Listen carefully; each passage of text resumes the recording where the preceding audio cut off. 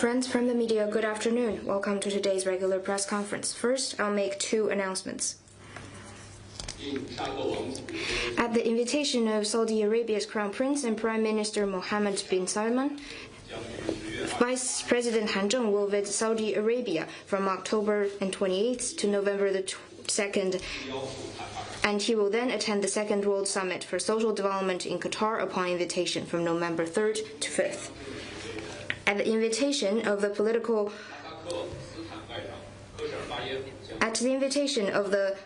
bureau of member of the political bureau of the CPC Central Committee and Foreign Minister Wang Yi, Kazakhstan's Minister of Foreign Affairs will pay an official visit to China from October 27th to 28th. Now the floor is open for questions. Yesterday, Premier Liang ended his visit to Singapore. Could you share more information of the visit and China's comment on the significance of the visit? Thank you.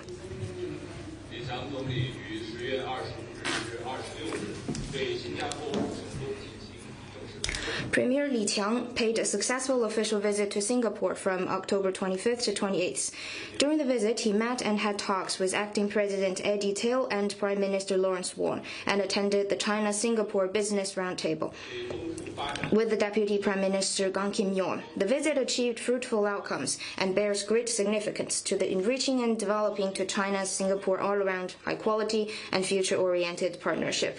The two sides are committed to all-around cooperation and consolidating political mutual trust. This year marks the 35th anniversary of China-Singapore diplomatic relations, and the two sides will follow the strategic guidance of both leaders to carry forward the traditional friendship and deepen the substantial bilateral relations. Singapore reiterated its commitment to the One China principle and firm opposition to Taiwan independence. The two sides are committed to the characterization of developing high-quality partnership and working for mutual benefit. The two countries will work for more achievements in key cooperation projects, including the Suzhou Industrial Park, and the two sides will improve and upgrade their cooperation from implementing production factors to joint innovation, from bilateral to tri-party cooperation, and from participating in global division of labor to jointly taking the lead in rules-making. The two sides are committed to the future-oriented direction and synergizing their strategies. Premier Liang stressed that the recommendations for formulating the 15th five-year plan provide important opportunities for China-Singapore cooperation in the coming years. Singapore congratulated the successful convening of the fourth plenary session and expressed the hope that the 15th five-year plan will benefit the region and beyond. The two sides reiterated that they will uphold multilateralism and free trade for a greater development. The development of China and Singapore creates opportunities for each other, and China stands ready to work with Singapore to uphold mutual respect, mutual trust, and open cooperation, and jointly make greater contribution to regional peace, stability, and development. Next one, please.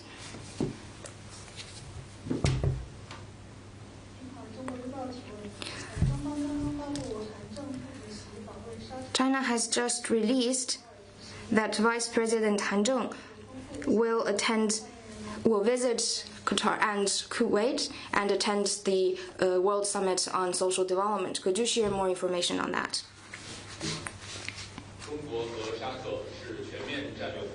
China and Saudi Arabia are comprehensive strategic partners. Kuwait and Qatar are China's strategic partners.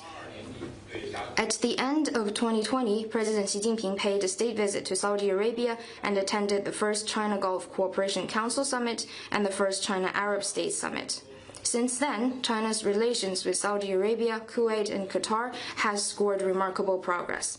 China's political mutual trust with the three countries have been consolidated. Our results-oriented cooperation with fruitful results in various fields and people-to-people and cultural exchanges closer. This is an important high-level interactions between China and countries in the Middle East. During the visit, Vice President Han Zheng will have an in-depth exchange of views with relevant parties on bilateral relations and issues of mutual interest. Vice President Han Zheng will also attend the Second World Summit for Social Development in Doha, capital of Qatar. Humanity lives in a community with a shared future and a common stake, and social development bears on common good of people worldwide. China actively supports Qatar in hosting the Second World Summit for Social Development, and together with the international community, we stand ready to inject fresh impetus into global social development and promote the building of a community with a shared future for humanity. Next one, please.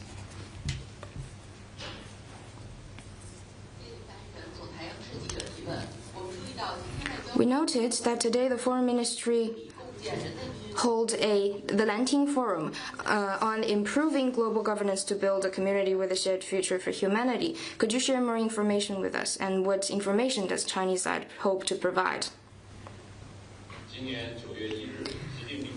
On September the 1st this year, President Xi Jinping solemnly put forward the Global Governance Initiative at the SCO Tianjin Summit. In less than 2 months since its inception, the international community has warmly responded to it, and the initiative is unequivocally supported by over 140 countries and international organizations. Many of them said that they expect to take this as an opportunity to promote the reform and building of a global governance system. We hold the Lanting Forum under the theme of improving global governance to build a community with a shared future for humanity, aims to discuss how to improve global governance, effectively respond to global challenges, expand solidarity, cooperation, and consensus, and to pull strengths for implementation of the GGI. The forum has attracted the attendance of representatives from international organizations, former political figures, diplomatic envoys, as well as representatives of international and regional organizations, scholars, and media representatives, fully demonstrating the influence and significance of the GGI. Foreign Minister Wang Yi attended the Lanting Forum and delivered remarks under the theme of implementing global governance system to build a community with a shared future for humanity, to elaborate on the significance of the initiative and stressed that the initiative resonates with the needs of the world and call of the people, and together with the Global Development Initiative, Global Security Initiative, and the Global Civilization Initiative, inject much-needed stability and certainty for the turbulent world.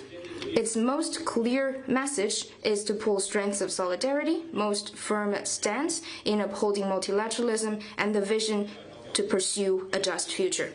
Foreign Minister Wang Yi said that to implement the GGI, China stands ready to work with all sides to uphold equal-footed consultation, be open to different views, inclusively absorb good suggestions, pull the greatest consensus of all parties, uphold innovation, and improve and reform the existing international system, which, however, does not mean setting up new systems.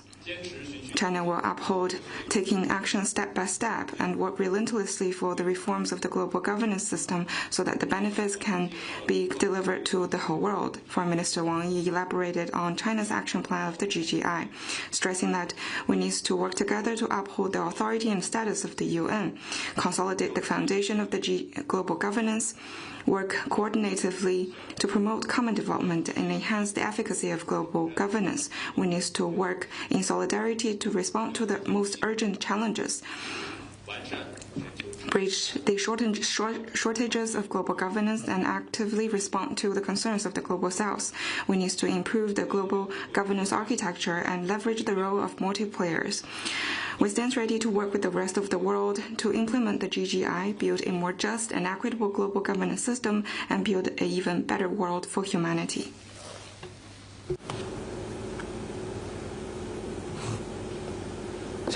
Next one, please. 谢谢发言人德新彻提问。 DPA.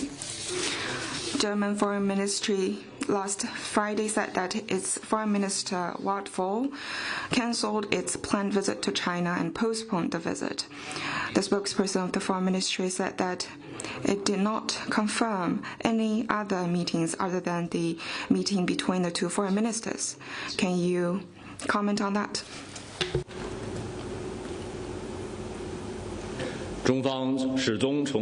China views and develops its relations with Germany from a strategic and long-term perspective.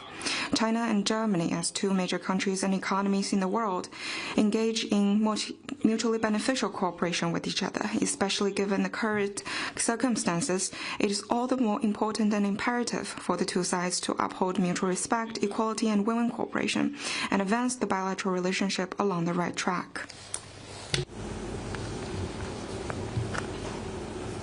下一个问题。 Next one, please.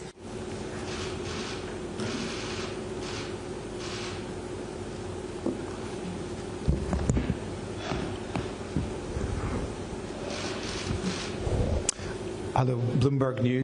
彭博社。中美就贸易协定框架达成了一致，而且称特朗普和习近平主席将会会谈并敲定相关细节，中方对此有何评论？包括对大豆等问题，贝森特进行了一些表态，中方对此有何评论？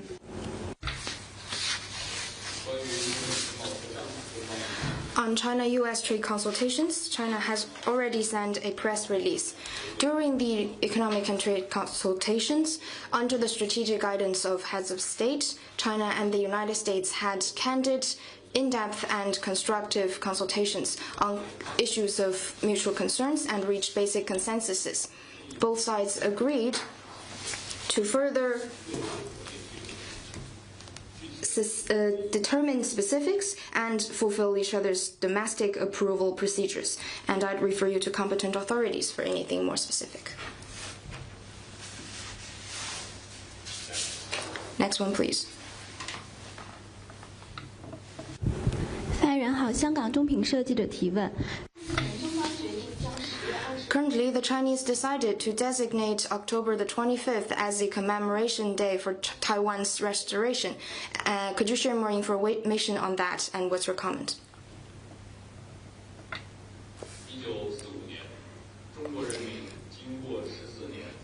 In 1945, after 14 years of relentless fight, China has secured the victory in the Chinese People's War of Resistance against Japanese aggression and the World Anti-Fascist War. On October the 25th that year, the ceremony to accept Japan's surrender in the Taiwan province of China, war threater of the Allied powers, was held in Taipei. Since then, Taipei and the Penghu Islands have come back under China's sovereign jurisdiction.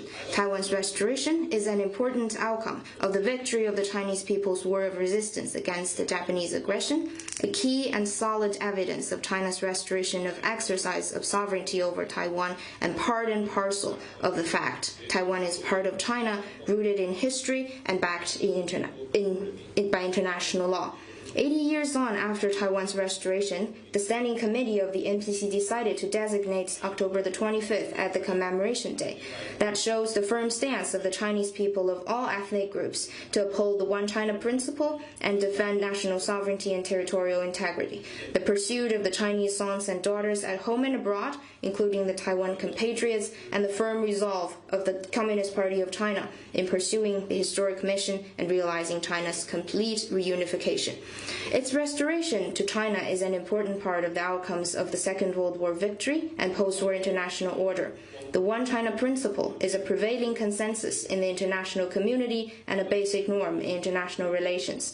The creation of the Day of Taiwan's restoration will greatly consolidate international commitment to the fact that there is but one China in the world, and Taiwan is an inalienable part of China's territory. We hope that countries across the world stay committed to the One China principle, firmly uphold the outcomes of the victory of the Second World War, support Chinese people's just cause to oppose Taiwan independence, separatist activities, and achieve complete reunification. Next one, please. 路透社。普京总统在周天的时候说，俄罗斯已经有了非常高端的导弹技术，中方对此有何评论？ We noted relevant report. 下一个问题。 Next one, please.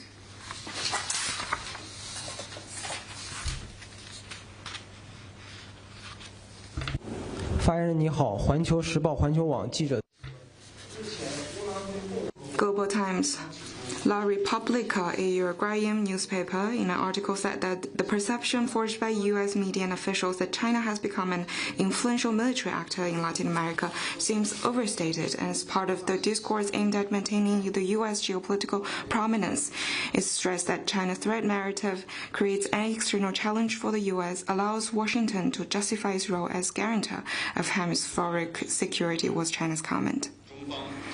The people of China and LAC love peace, and China actively supports the proclamation of LAC as a zone of peace and declaration of member states of the Agency for the Prohibition of Nuclear Weapons in LAC.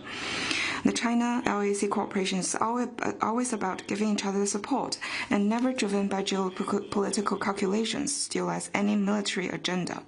The fact is clear in the eyes of the people of LAC that the false narratives picturing China as a threat can hardly convince anyone in the region, who is hampering peace and stability in LAC through unilateral military operations. The answer is rather evident.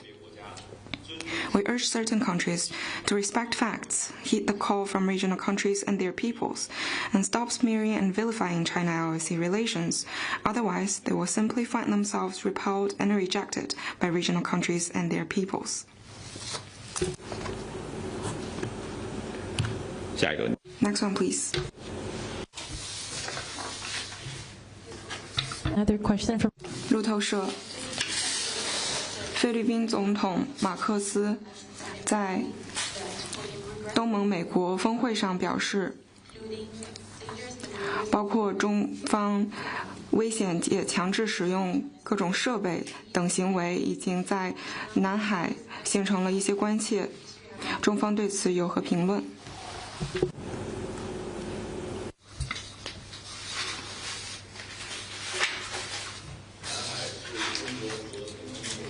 The South China Sea are the common home for China and ASEAN countries, and the peace and stability across the South China Sea requires our joint efforts to safeguard.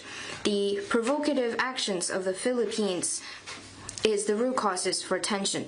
China will continue to firmly safeguard its sovereignty and rights and interests in accordance with law, and China stands ready to settle maritime differences with the Philippines through dialogue and consultation. To work together with ASEAN countries to effectively and fully implement DOC, promote COC consultations, and jointly safeguard peace and stability of the South China Sea. Relevant countries should earnestly uphold DOC provisions, stop provocative actions, and stop hyping up tensions.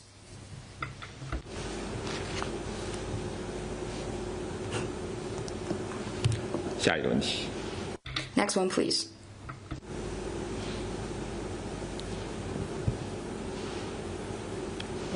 The lady in the back. Yes, question from AFP. 法新社追问关于中美之间的经贸会谈。在马来西亚，中美除了关于大豆达成了一致之外，贝森特还表示，中方将会推迟实施关于稀土管制的出口措施。美方还说，中美将会就 TikTok 达成最终的交易协议，中方对此有何评论？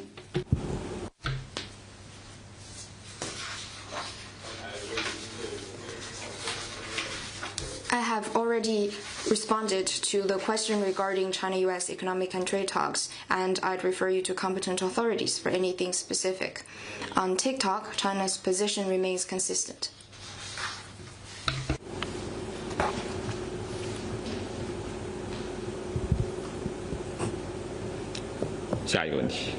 Next one, please. Bloomberg News again. 彭博社，我们注意到，中方暂时还没有向日本新出任首相的高市早苗发出贺信或贺电，中方对此有何评论？ We have answered this question more than once, and China has made appropriate arrangements in accordance with diplomatic practices. Next one, please.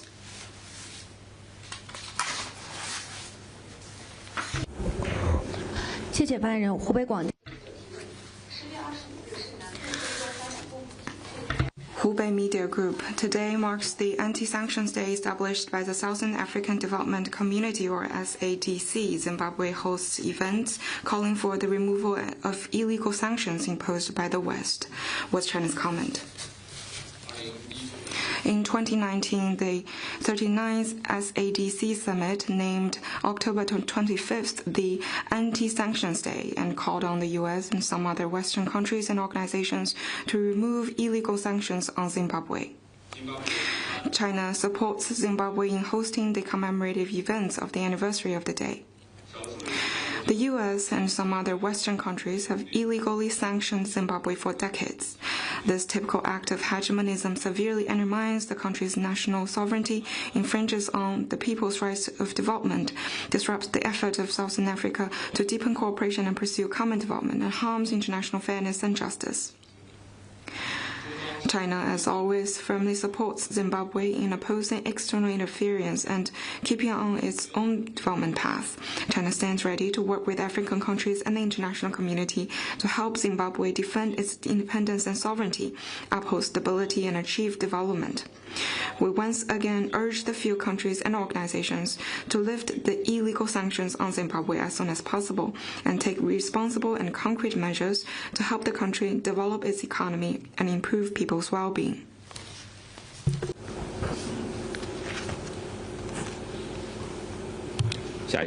Next one, please. Thank you, spokesperson. Last question. 路透社追问关于德国外长的问题。德国之所以推迟访华的日程，是因为会不会导致中德之间的关系产生紧张局势？已经回答了有关的问题。 I've already answered this question. China always views and develops its relations with Germany from a long-term and strategic perspective. Given the current circumstances, it is also more important for China and Germany to uphold equality, mutual respect, and win-win cooperation, and promote the China-Germany relationship along the right track. 下一个问题。 Next one, please. From AFP. 法新社。 习主席和特朗普在10月底的会见有没有相关日程安排？中方对于这次会见有什么样的期待？对于细节能不能介绍更多的信息？请再重复一下你的问题。 Could you please repeat your question? My question is, what is on the... 10月23号，习近平和特朗普在韩国进行会面时，中美两方将会讨论什么样的问题？特朗普表示将会就中美经贸问题进行讨论，中方能否就这一次会谈提供更多的消息？双方就两。 China and the United States maintain close communication on the meeting between the two heads of state, and we will release any information when available. 下一个问题。 Next one, please.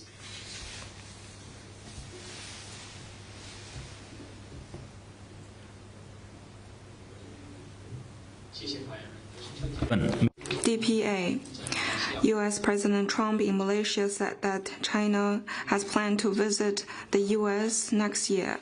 And my second question is, can the Foreign Ministry confirm that President Xi Jinping has the plan to visit the U.S. next year?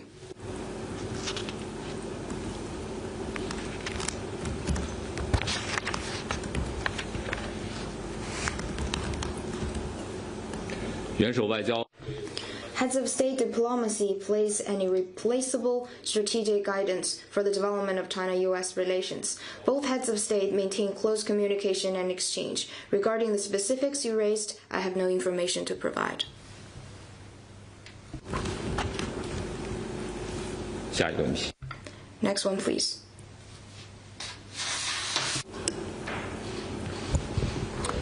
It's Bloomberg again.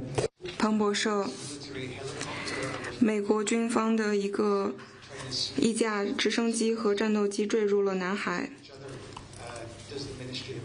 中方对此有何评论？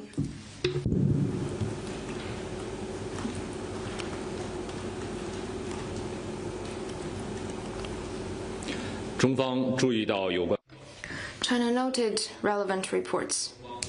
If the United States had any request, then China will provide necessary assistance out of humanitarianism. Let me stress that relevant military aircrafts are crashed during military drills in the South China Sea.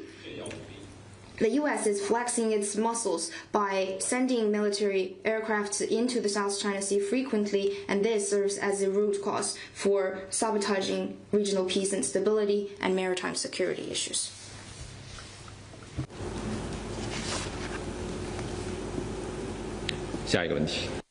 Next one, please.